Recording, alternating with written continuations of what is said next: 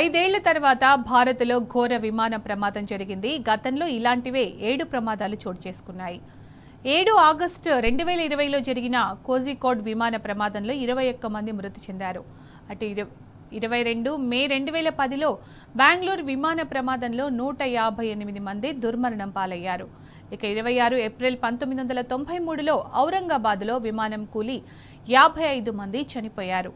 అటు ఆగస్టు 16, 1991 ఇంఫాల్లో జరిగిన ప్రమాదంలో 69 మంది మృతి చెందారు. ఇక అక్టోబర్ 19, 1988 అహ్మదాబాద్లో జరిగిన ఫ్లైట్ యాక్సిడెంట్లో 133 మంది చనిపోయారు. జూన్ 1వ తారీఖు 1982 విమాన ప్రమాదంలో 17 మంది మృతి చెందారు.